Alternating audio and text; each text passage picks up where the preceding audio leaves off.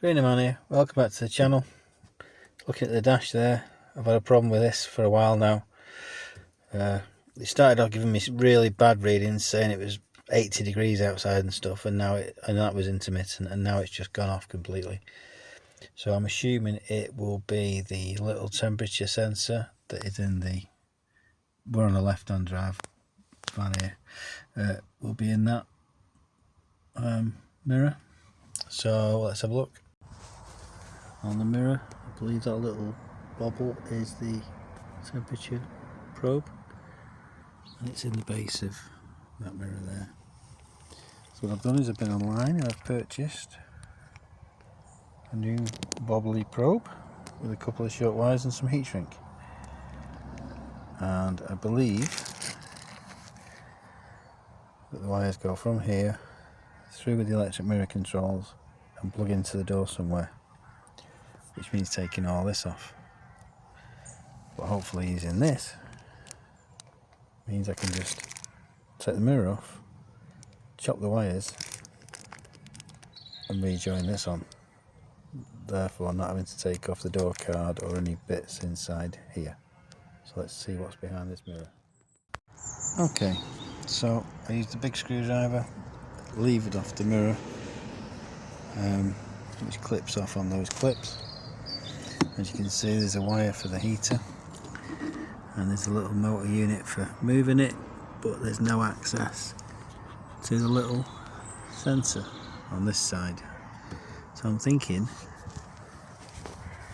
the back has to come off, which hopefully, this is all guesswork, if we take those screws out, and I'm assuming there'll be some more screws behind here, we can get access to the sensor in the wire. Okay, for those of you who have not investigated this before, that is the big mirror with the heater wires attaching to it, and it clips on with some little plastic clips, one of which, oh, they all look like that. So, and then some big clips on the edges to hold it in. So that just pops in. Got another motor there, and then we've got some more of these crosshead Philip type, which I'm hoping release the back. Okay, so I've noticed that if you pop that up there, that opens this gap there, but this isn't moving, and the reason it's not moving, there's two little Phillips screws there. We'll take them out. Okay, as predicted, I took out the two little screws, the indicator came out, this came off.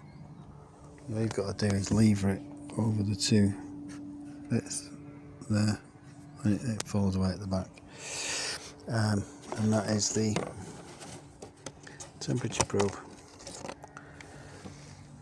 which just pops out. It's already been joined before looking at it, so we're going to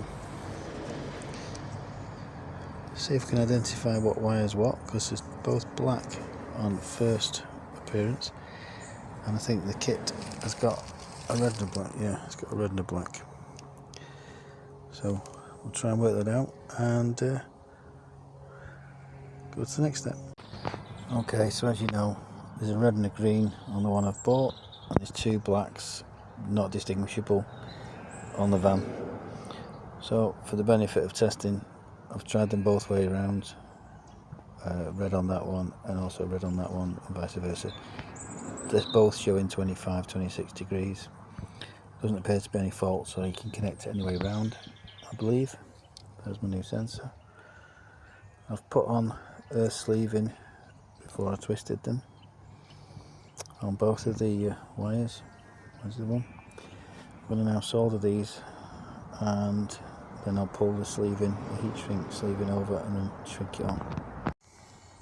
Okay, so the joint's made, heat shrink's on, both of them. I've cut them at different lengths there, just in case they happen to somehow rub each other or something. They're not gonna short out. But yeah, plenty of length of cable there. We'll hide all that away and see if it works. While we're on the subject, the van's always had a little bit of cracking and the indicator there. I'm not saying we can fix that one without any glue. I'm just going to see if I reposition that back in place. It's just a little battery solder iron, it'd solder it back together. Melt the plastic at the back there. I'll be back to you in a minute. Well, I have to say, I am pretty amazed I've managed to, with the help of a small black cable tie, that's what's left of it, I've managed to stick that piece back on, and do that, and also try and fill that hole from the inside. It's better than nothing. If you wanted to, I suppose you could smudge some epoxy over that and let it set, and it might give it a bit more strength. But yeah, we'll see how it goes for now. Right everyone, the mirror's back together. It's all good, all works. As you can see, we've got a temperature now, which seems a little bit high to me. I don't think it's 27 at the moment. Whether it'll reduce it, like I'm taking average or something over a certain amount of time, I don't know. But it's just been switched on and that's what we're getting.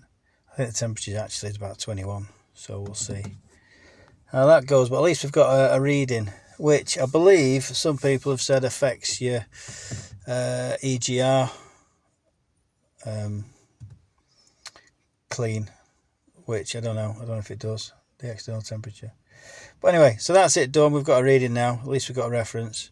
So hope you enjoyed that. Hope you can make it useful. The entire job, if you're not rushing, probably an hour. It's not too technical at all. I'd recommend anybody to try it. It saves you buying a new mirror with a temperature sensor in, which are very expensive. I think they're about £400 to £600 for a Ducato mirror.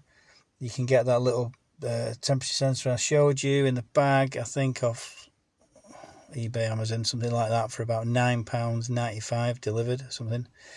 So as you can see, an hour of your time, fairly straightforward. Job's a good one.